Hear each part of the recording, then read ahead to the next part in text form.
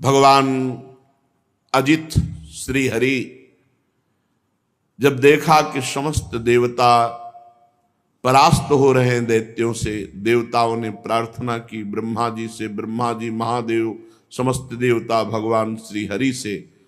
तब श्री हरि ने कहा, इस समय गुरु शुक्राचार्य के प्रताप से दैत्य बलवान हैं, उनको देवता जीत नहीं सकते, इसलिए पहले समुद्र मंथन हो, उसमें अमृत निकले और देवता पान करें, फिर विजय को प्राप्त होंगे। तो देवता लोग पहले दैत्यों के पास जाएं। राजनीति कहती है कि उनसे वो सन्निधि करें, संधि करें, उनके समीप जाएं, उनसे मित्रता करें, दैन्य होकर के अपना काम बना ले। देवता लोग निहत्थे होकर, ग्रीवा झुकाकर दैत्यों के पास गए। पहले तो सेनापतियों ने बंदी बनाना चाहा, पर धर्म के रहस्य को जानने वाले महाराज बलि ने मना कर दिया और कहा, देखो ये संधि का अवसर है, ये देखो अस्त्र शस्त्र लेके नहीं आए। पूरी बात रखी गई समुद्र मंथन की। दैत्यों ने इशारे में कहा कि हाँ कह दो, क्योंकि इनको एक बूंद अमृत नहीं मिलेगा, हम सब छीन के पी जाएंगे। हाँ कह दिया गया। अब मथानी कौन बने? तो मंदराचल को 10,000 योजन स्वर्ण, तांबा और लोहा, 3 धातुओं से बना हुआ, 10,000 योजन ऊंचा। सब देवता दैत्य बड़ी ताकत लगा करके उखाड़े, वो फिसल गया। बहुत से दैत्य देवता अंग भंग और मृत्यु को प्राप्त हुए। देवताओं ने भगवान का स्मरण किया, गरुड़ पर सवार होकर अजित भगवान उपस्थित हुए। मंदराचल को एक हाथ से उठा के गरुड़ पे रखा, अमृत दृष्टि से समस्त देवता और दैत्यों को पुष्ट किया। अब समुद्र में मंदराचल विराजमान किया गया। बहुत सी औषधि लता जो जो भगवान ने कही सब उसमें डाली गई। देवता और असुरों ने नागराज वासुकी को रिझा लिया और उनको वचन दिया कि समुद्र मंथन में प्राप्त होने वाले अमृत में तुम्हारा हिस्सा होगा, आप रस्सी बन जाएं। मथानी बना मंदराचल, रस्सी बने वासुकी नाग। वासुकी नाग को नेति के समान मंदराचल में लपेट दिया गया। समुद्र मंथन आरंभ हुआ। अजित भगवान ने देवताओं को इशारा किया, मुख की ओर लग जाओ। देवताओं में खास बात है, भगवान की आज्ञा का उल्लंघन ने क्यों नहीं पूछा, लग गए। जब दैत्य सेनापतियों ने देखा तो उन्होंने कहा, देवता कोई श्रेष्ठ है, हम लगेंगे मुख की तरफ। सांप के पूंछ का भाग जो है ये निकृष्ट माना जाता है, हम इसे नहीं पकड़ेंगे। भगवान ने देवताओं को इशारा किया, आ जाओ पूंछ की तरफ, क्योंकि जब नेति बन करके मंदराचल घुमाया जाएगा, भारी विष की ज्वाला वासुकी नाग के मुख से निकलेगी। तो देवताओं को बचाने के लिए भगवान ने पहले ऐसा किया था। देवताओं ने पूंछ पकड़ ली और दैत्य मुख की ओर हो गए। बड़े बड़े असुरों के भुजाओं और देवताओं की दैवी शक्ति से युक्त होकर मंदराचल जीव ही घुमाया जाने लगा, त्यों ही समुद्र में डूबने लगा। अब तो सब देवता दैत्य निराश होने लगे, मन टूट गया, उदासी छा गई। भगवान ने तुरंत कच्छप रूप धारण किया। भगवान का एक कच्छप अवतार है, विशाल काय भगवान की पीठ।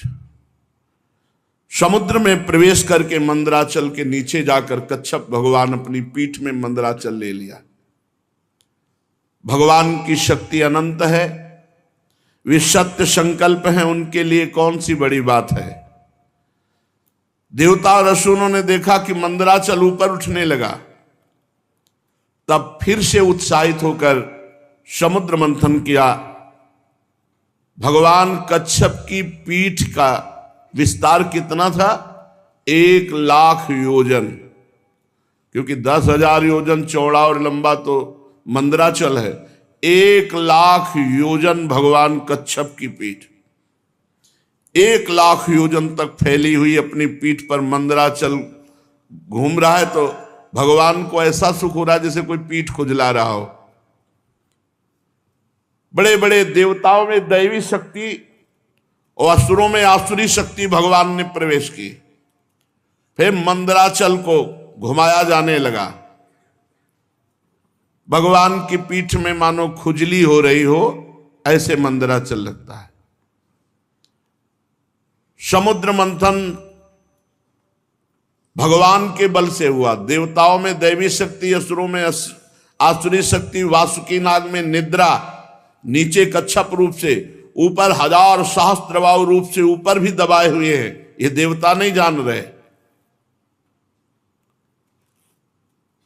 पर्वत के ऊपर 1000 भुजाएं धारण करके ऊपर से भगवान उसे आकाश में ब्रह्मा शंकर इंद्र आदि भगवान के ऊपर पुष्पों की वर्षा कर रहे हैं। इस प्रकार भगवान पर्वत के ऊपर सहस्त्राबाहु रूप से 1000 भुजाएं धारण करके नीचे को दबा रहे हैं, नीचे कच्छप रूप से ऊपर को उठा रहे हैं। देवताओं में दैवी शक्ति, असुरों में आसुरी शक्ति, पर्वत में दृढ़ता, वासुकी में निद्रा, स्वयं भगवान के द्वारा ही समुद्र मंथन हो रहा है। अब तो भगवत बल से उन्मत्त होकर मंदराचल को बड़े वेग से घुमाया गया, समुद्र मंथन शुरू हुआ। उस समय समुद्र और उसमें रहने वाले मगर, मछली आदि जीव क्षुब्ध हो गए। नागराज वासुकी के हजारों कठोर नेत्र मुखों से, श्वासों से विष की ज्वाला निकलने लगी। उससे पौलोम काल के बलि, इलवल आदि असुर निस्तेज हो गए, जलने लगे। ऐसे जान पड़ते थे मानो दावानल से झुलसे हुए साखू के पेड़ खड़े हों। देवताओं में भी ताप आया। वासुकी नाग के श्वास की लपटों से देवता भी निस्तेज होने लगे। वस्त्रमाला, कवच, मुख ये सब झुलस गए। भगवान ने तुरंत प्रेरणा की, मेघ छा गए और वर्षा होने लगी, जिससे फिर बल आया दैत्यों में और देवताओं में। समुद्र मंथन फिर जोर से शुरू हुआ। पहले समुद्र मंथन में विष निकला, विष। ध्यान रखो, जब कोई साधन मार्ग में चलता है तो पहले विष पीना पड़ता है। यम ही न व्यथ्यन्ते ते पुरुषम पुरुषर्षभ सम दुखा सुखाधीरम स्वमृतत्वाय कल्पते। जो इस विष को पीता है, सुख दुख को समान भाव, मान अपमान, निंदा स्तुति, काम क्रोध लोभ, ये सब विष हैं। इनको जो पीता है वही अमृत पद का अधिकारी होता है। भगवान मेघ के समान सांवले शरीर पर सुनहला पीतांबर, कानों में बिजली जैसे चमकते हुए कुंडल, सिर पर मुकुट, घुंघराले बाल, नेत्र लाल लाल रेखाओं से युक्त, गले में बनमाला सुशोभित, संपूर्ण जगत को अभय दान करने वाले विश्व विजयी भगवान अजित ने अपने भुजदंडों से वासुकी नाग को पकड़कर जे ही मंदराचल की रफ्तार बढ़ाई, ते भी खलबली मच गई। मछली, मगर, सांप, कछुए भयभीत होकर ऊपर आ गए। तिमिंगल आदि मत्स्य, समुद्री हाथी, ग्राह व्याकुल हो गए। जे ही ऐसा मंथन हुआ कि सबसे पहले ऊपर हलाहल नामक अत्यंत उग्र विष निकला। अब वो समुद्र मंथन से निकला हुआ विष 10 दिशाओं में फैलने लगा। इससे सारी प्रजा मर जाएगी, सब प्रकृति भस्म हो जाएगी, ऐसा ये विष है। भगवान अजित ने कहा, भगवान शंकर की शरण में चलो। पहले निकले हुए इस हलाहल नामक विष से भगवान सांब सदाशिव ही बचाएंगे। भगवान शंकर सती जी के साथ कैलाश पर्वत पर विराजमान थे। बड़े बड़े ऋषि मुनि उनके वचन सुन रहे थे। भगवान शिव उपदेश कर रहे थे। तीनों लोगों को अभ्युदय और मोक्ष के लिए बड़े बड़े ऋषि मुनि उनकी आराधना करते हैं भगवान शिव की।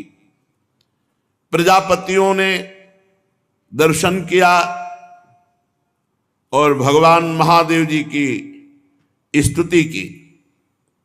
देव देव महादेव भूतात्मन भूत भावन त्राहिना शरणापन्नास त्रैलोक्ये दहनाद विषाद तुम्हें कहा सर्व जगत ईश्वरो बंध मोक्षयो तम त्वामर्चन्ति कुशलाः प्रपन्नार्तिहरम गुरु। हे जगत गुरु, हे देवाधिदेव, हे समस्त प्राणियों की आत्मा और जीवन दाता, हम सब लोकपाल आपकी शरण में आए हैं। समुद्र मंथन में त्रिलोकी को भस्म करने वाला हलाहल उग्र विष प्रकट हुआ है, उससे आप हमारी रक्षा कीजिए। सारे जगत को बांधने और मोक्ष मुक्त करने में एकमात्र आप समर्थ ईश्वर हैं। इसलिए हे भगवान शिव, विवेकी पुरुष आपकी आराधना करते हैं, क्योंकि आप शरणागत की पीड़ा नष्ट करने वाले एवं जगत गुरु हैं। प्रभु, अपनी गुणमयी शक्ति से इस जगत की सृष्टि, स्थिति, प्रलय ये आप करते हैं, पर आप एक रस रहते हैं। जितने भी देवता, मनुष्य, पशु, पक्षी, सत असत चराचर प्राणी हैं, सबके जीवनदाता देवाधिदेव आप ही हैं। आपके अतिरिक्त सृष्टि भी और कुछ नहीं, क्योंकि आप सबकी आत्मा हैं। हे सर्वदेव स्वरूप, आपका मुख अग्नि है। तीनों लोकों के अभ्युदय करने के लिए हे शंकर, ये पृथ्वी आपका चरण कमल है।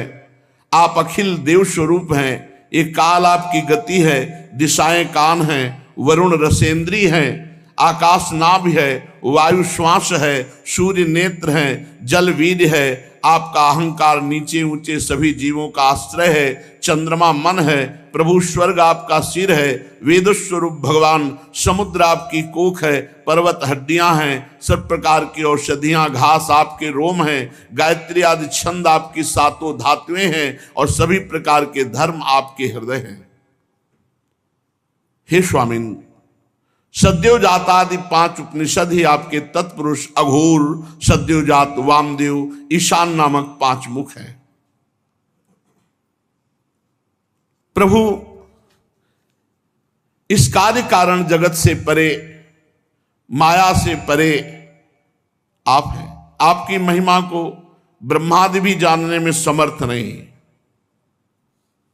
हम लोग तो केवल आपके इस लीला बिहारी शिव रूप को देख रहे हैं, आपके परम स्वरूप को हम नहीं जानते। हे महेश्वर, यदि आपकी लीलाएं अव्यक्त हैं, फिर भी संसार कल्याण करने के लिए परम कारण स्वरूप आप लीला करते हैं।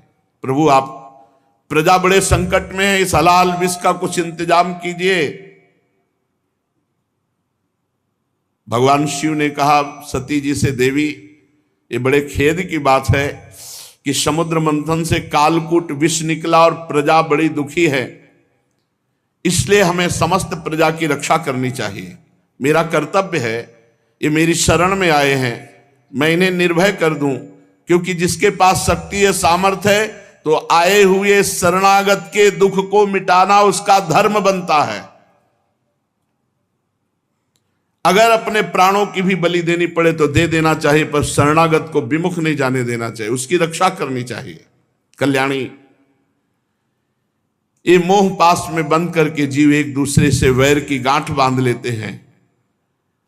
ऐसे अज्ञानियों पर जो कृपा करके उन्हें भगवत मार्ग में लगाता है, उनकी रक्षा करता है, उस पर भगवान श्री कृष्ण बहुत प्रसन्न होते हैं। और जब भगवान श्री कृष्ण प्रसन्न हो जाते हैं तो मैं, ब्रह्मा, चराचर जगत उसके ऊपर प्रसन्न हो जाता है। जहां पर कृपा राम की हुई, ता पर कृपा करे सब कोई। इसलिए मैं प्रजा के कल्याण के लिए इस विष को पीऊंगा। विश्व के जीवनदाता देवाधिदेव महादेव भगवान शंकर इस प्रकार सती देवी से कहकर विष को लेने के लिए तैयार हो गए। माताजी बड़ी कृपालु हैं और जानती हैं भगवान शिव के प्रभाव को। उन्होंने अनुमोदन किया, हां प्रभु, ऐसा ही करना चाहिए। भगवान शंकर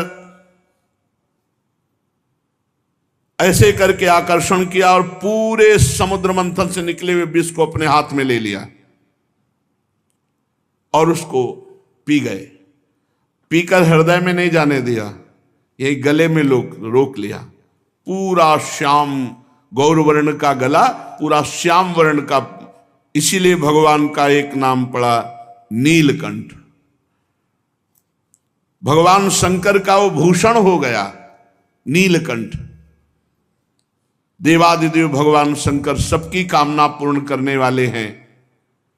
उनका एक कल्याणकारी अद्भुत कर्म सुनकर दक्ष कन्या सती ब्रह्मा जी भगवान श्री हरि बहुत उनकी स्तुति की, प्रशंसा की। जब भगवान शंकर विष पान कर रहे थे तो 1-2 बूंद विष टपक गया। उसी से जितने भी विषैले जीव जंतु, विषैली औषधियां हैं, वो सब हैं। 1-2 बूंद टपक गया, उससे हैं। पूरी सृष्टि में इतना विष है, वो 1-2 बूंद से अगर पूरा विष तो भस्म कर देता त्रिलोकी को। महादेव जी गले में आज भी रोके हुए हैं। भगवान शंकर ने विष पी लिया, अब तो समस्या का समाधान हो गया।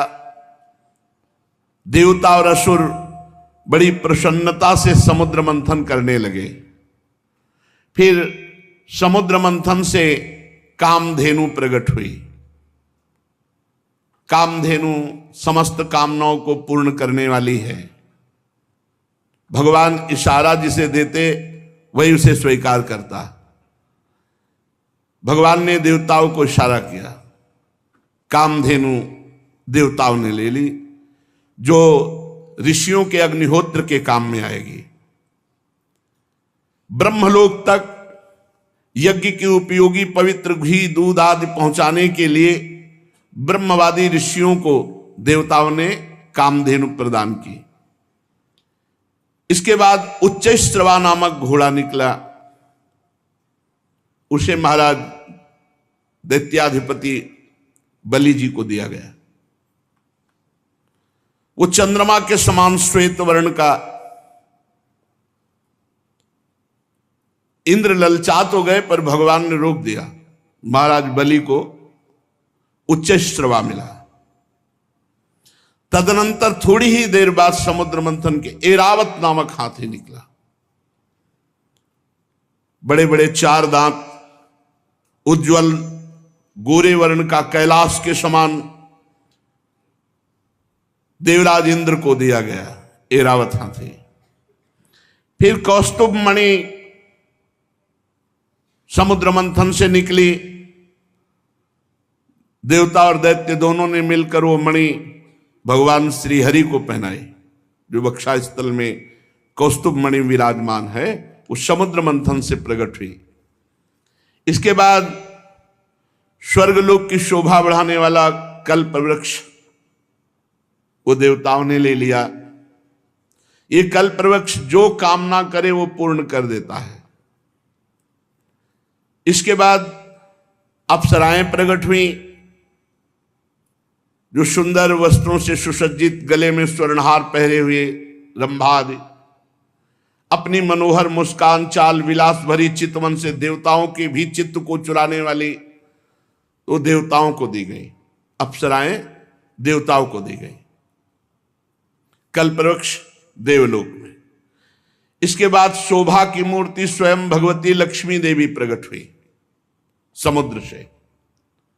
ये भगवान की नित्य शक्ति है। जे भी वे प्रकट हुई तो बिजली किसी कांति छा गई, 10 दिशाएं चकाचौंध हो गई। ऐसा सौंदर्य, ऐसा उदार स्वरूप, ऐसा रूप रंग कोई भी नहीं था जो ये ना चाहता हो कि लक्ष्मी जी हमें मिले। आज भी सभी चाहते हैं लक्ष्मी जी हमें मिले। देवता, असुर, मनुष्य, कोई भी ऐसा नहीं था जिसके हृदय में ये चाह ना आ गई हो कि लक्ष्मी जी हमें मिले। तत्काल इंद्र अपने हाथों से उनके बैठने के लिए विचित्र सिंहासन ले आए। श्रेष्ठ नदियों ने मूर्तिमान होकर के अभिषेक के लिए सोने के घड़ों में भर भर कर पवित्र जल ला दिया। पृथ्वी ने अभिषेक के योग्य सब औषधियां दी। गौओं ने पंचगव्य और बसंत ऋतु ने चैत्र वैशाख में होने वाले सब फूल फल उपस्थित कर दिए। इन सामग्रियों से ऋषियों ने विधि पूर्वक लक्ष्मी जी का अभिषेक किया। गंधर्व गान कर रहे हैं, अप्सराएं नृत्य कर रही हैं, बादल सदे होकर मृदंग डमरू ढोल नगारे नरसिंगे शंख वेणु वीणा ये जोर जोर से वाद्य बजा रहे हैं। भगवती लक्ष्मी देवी का अभिषेक हुआ और सुंदर पोशाक धारण की हुई सिंहासन पर विराजमान हैं। दिग्गज कलशों से उनका स्नान करा रहे हैं। वेद में ब्राह्मण वेद मंत्र पढ़ रहे हैं। समुद्र ने पीले रेशमी वस्त्र उनको पहनने के लिए दिया। वरुण ने वैजंती माला समर्पित की। प्रजापति विश्वकर्मा ने भांति भांति के गहने दिए। सरस्वती जी ने मोतियों का हार, ब्रह्मा जी ने कमल, नाग ने 2 कुंडल अर्पित किए। इसके बाद लक्ष्मी जी कमलों की माला लेकर किसके गले में डाले चली। लक्ष्मी जी के मुख की ओर देखकर जब वो मंद मंद मुस्कुराती हुई चल रही थी, उनकी पायजेब बज रही थी, कोई ऐसा नहीं था जो ललचा न गया हो लक्ष्मी जी हमें मिले। पर वो चाहती थी जो हमें चाहे ना उसको हम वरण करें। निर्दोष हो जिसके हृदय में चाह ना हो, उत्तम गुणों से नित्य युक्त हो, उसे मैं अपना आश्रय बनाऊंगी। लक्ष्मी जी ने देखा गंधर्व यक्ष असुर सिद्ध चारण देवता सब चाह कर रहे हैं। किसी को शर्त है, जो चाह ना करता हो, निर्दोष हो, अविनाशी हो, नित्य हो, ये सब भगवान में है। वे मन ही मन तपस्वियों की तरफ देखकर कहा, इन्होंने क्रोध पर विजय नहीं प्राप्त किया। ज्ञान तो है परंतु अनासक्त नहीं है। कोई महत्वशाली है परंतु वो काम को नहीं जीत सका। किसी में ऐश्वर्य बहुत है पर वो ऐश्वर्य किस काम का जब दूसरों का आश्रय लेना पड़े। किसी में धर्माचरण है तो प्राणियों के प्रति प्रेम का पूरा वर्ताव नहीं। त्याग है पर केवल त्याग से ही थोड़ी मोक्ष हो जाएगा, तत्वबोध होना चाहिए। किन्हीं किन्हीं में वीरता है पर वो भी काल के पंजे के बाहर नहीं है। कुछ महात्मा ऐसे हैं जो विषयासक्त नहीं है परंतु अद्वैत समाधि में तल्लीन है। किसी किसी ऋषि की आयु बहुत लंबी है परंतु उनका सील मंगल मेरे योग्य नहीं। किसी का सील मंगल है तो आयु का ठिकाना नहीं। लक्ष्मी जी ने सबको देखा पर कहीं भी चित्त नहीं टिका। जब भगवान के ऊपर दृष्टि गई तो उन्होंने कहा, ये मुझे चाहते नहीं है, ये हमें पसंद आए पर ये हमें नहीं चाहते। पर सोच विचार करके भगवान के ही गले में जयमाला डाल दी, अजित भगवान के, क्योंकि समस्त सद्गुण नित्य निवास करते श्री भगवान में। लक्ष्मी जी के एकमात्र आश्रय भगवान श्री हरि है। इसी से उन्होंने भगवान श्री हरि का वरण किया। लक्ष्मी जी ने भगवान के गले में नवीन कमलों की सुंदर माला पहना दी, जिसके चारों ओर झुंड के झुंड मतवाले मधुकर गुंजार कर रहे थे। इसके बाद लज्जापूर्ण भाव से देखा और सूक्ष्म रूप धारण करके भगवान के वक्षा स्थल में विराजमान हो गई, श्री लांछन चिन्ह के रूप में। जगत पिता भगवान ने जगत जननी समस्त संपत्तियों के अधिष्ठात्र देवता श्री लक्ष्मी जी को अपने वक्षा स्थल पर निवास दिया, हृदय में। उसी समय शंख तुरही मृदंग बाजे बजने लगे, गंधर्व गाने लगे, अप्सराएं नृत्य करने लगी। ब्रह्मा रुद्र अंगिरादि प्रजापति पुष्प वर्षा करते हुए भगवान की दिव्य मंत्रों द्वारा स्तुति की। देवता प्रजापति प्रजा सभी की तरफ लक्ष्मी जी ने कृपा दृष्टि से देखा तो सब निहाल हो गए, सब आनंदित, सब सुखी हो गए। पर लक्ष्मी जी ने दैत्य और दानवों की उपेक्षा कर दी, तब वो बहुत उत्साहहीन हो गए और लोभी हो गए।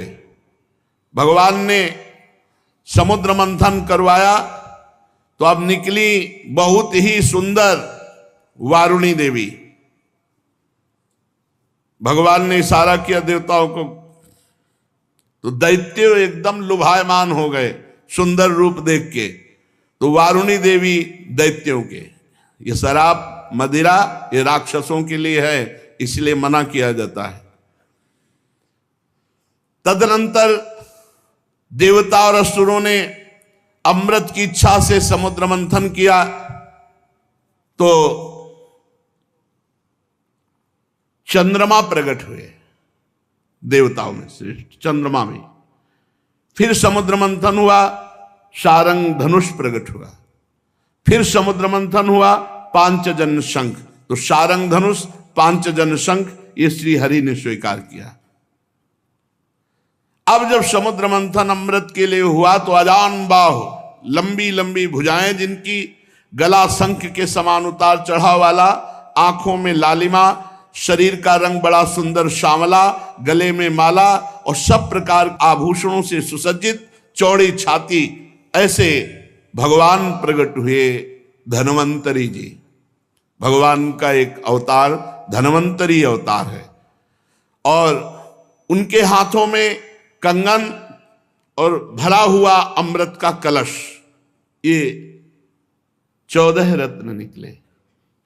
कालकूट, कामधेनु, इरावत हाथी, उच्चश्रवा घोड़ा, कौस्तुभमणि, कल्पवृक्ष, रंभादि अप्सरा, महालक्ष्मी, वारुणी, मदिरा, चंद्रमा, शारंग धनुष, पांचजन्य शंख, धन्वंतरी और अमृत, ये समुद्र मंथन से 14 रत्न प्रकट हुए। आयुर्वेद के प्रवर्तक, यज्ञ भोक्ता भगवान धन्वंतरी, दैत्यों ने देखा कि उनके हाथ में अमृत कलश, आप तो किसी के आदेश की कोई परवाह नहीं, कूद पड़े और जबरदस्ती धन्वंतरी जी के हाथ से अमृत का कलश छीन लिया और भाग पड़े। ये अच्छा रहा कि पिया नहीं, भाग पड़े लेके कि सब एकांत में चलकर दैत्य लोग पिएंगे। देवता सब खिन्न हो गए कि प्रभु, खास बात जिसके लिए समुद्र मंथन हुआ वो तो दैत्य सब ले गए। भगवान ने इशारा किया, तुम चिंता मत करो, एक बूंद नहीं पीने पाएंगे, अभी हम जाते पूरा कलश अपने हाथ दे देंगे। भगवान ने अमृत लोलुप दैत्यों के बीच, वहां भागना थोड़ी है, वो तो भाग के एकांत में पहुंचे, वहीं भगवान बीच में प्रकट हो गए।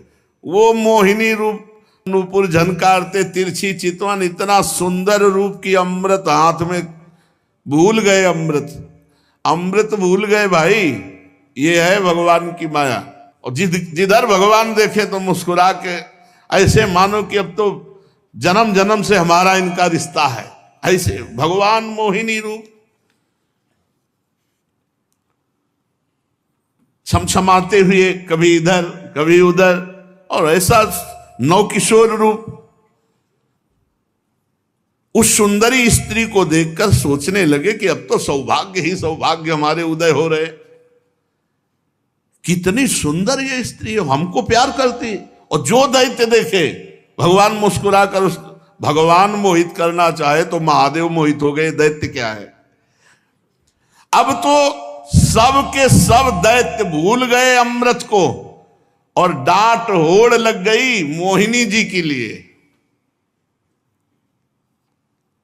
उनमें हाथ जोड़कर कहा, कमल नयनी तुम कौन हो, कहां से आई हो और क्या करना चाहती हो। सुंदरी, तुम्हें देखकर हम सबके मन में खलबली पैदा हो गई। हम समझते हैं कि देवलोक में या दैत्यलोक में या सिद्ध गंधर्व चारण लोकपाल कहीं ऐसी सुंदरी नहीं जैसी आप हो। तुम्हें मनुष्य तो देख भी नहीं सकते। सुंदरी, हमें लगता है विधाता ने हम पर दया करके भेजा है। हम दैत्यों को महासुख देने के लिए तुम आई हो। माननीय, वैसे तो हम एक जाति के लोग हैं, पर इस समय हम थोड़ा झगड़े पे आने वाले हैं, क्योंकि हम ये अमृत का कलश मिला है और हम आपस में लड़ाई कर बैठेंगे। तो सुंदरी, तुम ही अमृत पिला दो। भगवान कुछ नहीं बोल रहे। हम सब कश्यप जी के पुत्र हैं, तुम्हें हम अपना परिचय बता देते हैं और सगे भाई हैं। ये देवता लोग और हम दोनों के पिता एक ही हैं, कश्यप। ये अमृत का कलश लो और जैसा आप उचित समझो। असुरों ने जब इस प्रकार प्रार्थना की तो भगवान और जो स्त्री लुभावना चाल होती, चाल, मुस्कुराहट और चितवन से कटाक्ष करते हुए कहा, आप लोग महर्षि कश्यप के पुत्र हैं। पहले साफ बता दिया, हाँ, कि हमारे ऊपर दोष मत लगा, हम पहले बता रहे। आप लोग अमृत के बांटने का न्याय भार हमारे ऊपर डाल रहे हैं। अरे विवेकी पुरुष उल्टा स्वेच्छाचारिणी स्त्रियों पर कभी विश्वास नहीं करते। तुम्हें और भगवान ये कहते हुए और मुस्कुरा रहे हैं, उनको लग रहा है कि मजाक कर रहे हैं। और भगवान सत्य बोलते, त्रिकाल सत्य, कि ये रूप हमने धारण ही इसीलिए किया है, मैं किसी की नहीं हूं, ना आज तक हमको कोई पकड़ पाया और ना कोई पकड़ पाएगा। मोहिनी रूप में भगवान और हंसकर तिरछी कटाक्ष मार करके, कैसा भगवान स्पष्ट वर्णन कर रहे हैं कि फसला मत हमारे पे। परीक्षित जी मोहिनी जी की ये बात सुनकर दैत्यों के मन में आया कि मजाक कर रही है हमसे। उन्होंने हंस करके कहा कि देखो तुम कोई भी हो, ये ले अमृत कलश। कलश लिया और तिरछी मुस्कान से भगवान ने मुस्कुराते हुए मीठी वाणी में कहा, देखो यदि इतना विश्वास करते हो तो मैं उचित करूं या अनुचित बीच में टोकना नहीं। स्वीकार है? और मुस्कुरा दिया, बोले स्वीकार है। बस बोले अमृत बांट दे ले दो, फिर देख पाओगे कि क्या स्वीकार किया है। बड़े बड़े दैत्य कुछ जहां शंका में होते कि यार पूरा अमृत उसके हाथ में दे दिया, तो मोहिनी जी उधर ही देखती, तो फिर वैसे मंत्रमुग्ध होके रह जाता, मंत्रमुग्ध होके दैत्य रह जा। अरे महाराज भगवान हैं, भगवान, उनकी माया ऐसी प्रबल है, देख लो। लोक लोकांतर फिर वो स्वयं मोहिनी रूप धारण किए। दैत्यो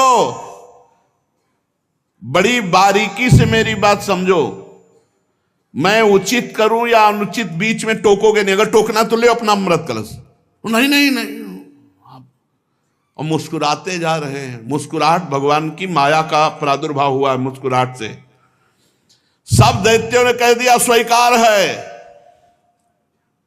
भगवान ने कहा हम भी स्वीकृत हैं, आपकी हैं। इसका कारण दैत्य मोहिनी स्वरूप के मूल को नहीं समझ पा रहे और देवता जान रहे, इसलिए मोहित नहीं हो रहे। एक भी देवता मोहित नहीं हुआ मोहिनी रूप में, क्योंकि जान रहे हमारे भगवान है। तो देखो अमृत ऐसे नहीं मिलता। सब लोग पहले नहा के आओ, स्नान करो और पूजन करो, स्वस्थवाचन कराओ, तब अमृत मिलेगा। सब नए नए कपड़ा पहन करके और कुशासन पर बैठो और सबका हिस्सा पूर्व की तरफ कुश का हो। अब देवता दैत्य फटाफट स्नान करके, भगवान ने इशारा किया देवताओं को कि नहाओ कम, जल्दी नए कपड़ा पहन के बैठ जाओ आके। और दैत्यों से कहा पूरा स्नान सब। और भगवान नूपुर की झनकार करते हुए देवताओं की तरफ नहीं, दैत्यों की तरफ, किसी के भी ज्ञान का स्फुरण न होने पावे, सबको मंत्र मुग्ध किए। मोहिनी जी ने मुस्कान भरी चितवन से सब दैत्यों की तरफ कलश लेके निकली, बूंद नहीं पिलाया। आ रही हैं अभी। अब दैत्य तो इतना खुश हैं कि मोहिनी जी मिल गई। ये सुधरते हैं तो प्रियाजू के सामने ही सुधरते। कर जो पीक दाली लिए खड़े याद, जो निकुंज बड़े सीधे नहीं तो बड़े टेढ़े महाराज, ये बहुत टेढ़े हैं। इनको अब ये अगर सीधे कहीं मिलते हैं ना तो प्रियाजू के सामने यहाँ वृंदावन में भोले भाले एकदम सीधे, एकदम महाराज जगत पिता भगवान हैं और वो मोहित कर रहे हैं। अब असुरों ने दृढ़ विश्वास करके भगवान के हाथ में अमृत कलश है और भगवान बांटने के लिए पहले दैत्यों के सामने से निकले, पर वहां कुछ और बांट रहे हैं। मुस्कान चितवन देवता पूर्ण विश्वास किए हुए कि मैं भगवान की शरण में हूं, भगवान परम मंगल करेंगे। दैत्यों की तरफ से आ रहे भगवान और उल्टा बैठाला, तुम इधर हूं। एक दूसरे की तरफ पीछे मुड़कर नहीं देखेगा। अलग अलग पंक्ति कतार बांधकर दल में बैठाल दिया, एक दूसरे की पीठ की तरफ। दैत्यों के पास से ऐसे गए मुस्कुराते हुए, और ये अमृत वो है जिसमें बुढ़ापा नहीं आता, कोई रोग नहीं होता, कोई शोक नहीं होता। अरे देवताओं को, पर वो भी भयभीत रहते हैं। और भगवान नाम रूपी जो अमृत पी ले तो भवरोग से मुक्त होकर देवलोक भी जो जहां छोटा पड़ जाए, ऐसा आनंद देवलोक में क्या आनंद है। वहां तो पुण्य क्षीणे मृत्यु लोके विसंति, भगवत धाम नामामृत राधा नाम सुधारसम। इसलिए लुभायमान मत होना इस अमृत से कि बुढ़ापा ना आएगा या नहीं। मरने के लिए देवता भी तैयार हैं, मरना पड़ेगा उनको भी, क्योंकि जब प्रलय होती तो ब्रह्मलोक तक समिट जाता है। परीक्षित असुर उमंग तो रहे थे, तो समझा कि जैसे हमारे आगे से कलश लेके निकल गई, ऐसे देवताओं के आगे से निकल के भी शुरू हमारी तरफ से करेंगे। और पीठ की तरफ थे देवता, और वो इस पर विश्वास कर रहे थे कि मोहिनी तो हमसे सबसे ज्यादा प्यार करती है। भगवान ऐसा दर्शन कराए और विश्वास करके चुपचाप बैठे रहे। मोहिनी जी में इतना प्रेम था दैत्यों का कि किसी की हिम्मत नहीं हुई कि टोक दे। भगवान ने देवताओं को इशारा किया, बिल्कुल लाइनबद्ध सब। एक दो तो हल्के से देखने की कोशिश पर भगवान मुस्कुरा के तिरछी दृष्टि भगवान की दैत्यों की तरफ, फिर वो शांत हो गए कि यार नाराज ना हो जाए मोहिनी जी। अब मोहिनी जी सबको अपने नेत्रों की दृष्टि में बांधे हुए और देवताओं को अमृत पिलाते चले जा रहे हैं। राहु ने देखा कि कुछ गड़बड़ है, कलश तो आधा से ज्यादा खाली हो गया, अभी पंक्ति देवताओं की चले, हमें लगता है दैत्यों को बूंद नहीं मिलेगा। तत्काल चंद्रमा और सूर्य के बीच में, वो तो पीठे घुमानी थी, तत्काल घुमाया और अमृत बटी रहा। और भगवान बांटने की तरफ नहीं देख रहे थे, दैत्यों की तरफ देख रहे थे। चंद्रमा और सूर्य ने कहा प्रभु राक्षस है, दैत्य है। भगवान ने तुरंत सुदर्शन चक्र के द्वारा, तो केवल ऊपर का अमृत केवल गले तक पहुंच पाया था। आज भी चंद्र ग्रहण और सूर्य ग्रहण उसी से पड़ता है। भगवान ने सुदर्शन चक्र से उसका सिर काट दिया। अमृत का संसर्ग गले से होने से आज भी वो अमर है राहु, परंतु उसका जो धड़ है वो नीचे गिर गया। राहु पर्व के दिन पूर्णिमा और अमावस्या को बैर भाव से बदला लेने के लिए चंद्रमा और सूर्य पर आक्रमण किया करता है। भगवान ने लंबी चाल बढ़ाई, पूरे देवताओं को अमृत पिला दिया और फेंका कलश, जहां एक बूंद भी नहीं। अब समस्त दैत्यों के सामने मोहिनी रूप, अरे खत्म मोहिनी रूप देखा, अरे बोले तो हरि ठग लिया, सब अमृत पिला दिया देवताओं को। अब तो सब के सब असुरगण अमृत से वंचित और भारी क्रोध धारण करके भगवान के प्रति की इसने छल कर दिया। दानों और दैत्यों ने बड़ी मेहनत की थी, फिर भी उन्हें भगवान से विमुख और आसुरी प्रवृत्ति होने के कारण अमृत पीने को नहीं दिया गया कि बिना अमृत पिए तो ऐसा विनाशकारी खेल खेलते हैं, अगर अमृत पी लिए तो फिर तो बहुत ही आतंक मचा देंगे। भगवान ने समुद्र को मथकर अमृत निकाला और अपने शरणागत देवताओं को पिलाया, और फिर देखते देखते गरुड़ पर सवार हुए, जय श्री राधे, चले गए। जब दैत्यों ने देखा कि मेहनत तो हमने भी की, सफलता शत्रुओं को मिली, तब उन्होंने बड़े बड़े अस्त्र शस्त्रों से देवताओं पर आक्रमण कर दिया। अत्यंत भयंकर संग्राम हुआ। देवता और दैत्यों की घमासान लड़ाई, इसी को देवासुर संग्राम कहते हैं। दोनों ही एक दूसरे के प्रबल शत्रु, विविध प्रकार के वाहनों से, विविध प्रकार के अस्त्रों से बहुत समय तक उनका युद्ध होता रहा, लेकिन अब वो जीत नहीं सकते क्योंकि देवता अमृत प्रिय हैं, इनको मरना नहीं है और उनको मरना पड़ेगा। जिसके साथ भगवान है विजय श्री उसी की होती है। देवराज इंद्र ने विजय प्राप्त की। भगवान का जो आश्रय लेते हैं, संजय जी से धृतराष्ट्र जी ने पूछा कि संजय वैसे तुम्हारे विचार से 7 अक्षौणी सेना पांडवों के पास और 11 अक्षौणी हमारे पास है, तो विजय तो वैसे सिद्ध हमारी ही होती है, क्योंकि भीष्मादि महारथी। तुम्हारा विचार क्या कहता है? तो उनका यत्र योगेश्वरा कृष्णो यत्र पार्थो धनुर्धरा तत्र श्री विजयो भूतिर ध्रुवा नीतिर मतिर्मम। जहां भगवान श्री कृष्ण है और जहां भगवान के शरणागत अर्जुन है, वहीं विजय होगी। यद्यपि देवता बड़े बलशाली, अमृत पीने के बाद तो और बलशाली, और शुक्राचार्य जी संजीवनी के प्रभाव से दैत्यों को जिला देने वाले, पर भगवान का बल अमोघ है जो देवताओं के पक्ष में, इसलिए देवासुर संग्राम में देवताओं की विजय हुई।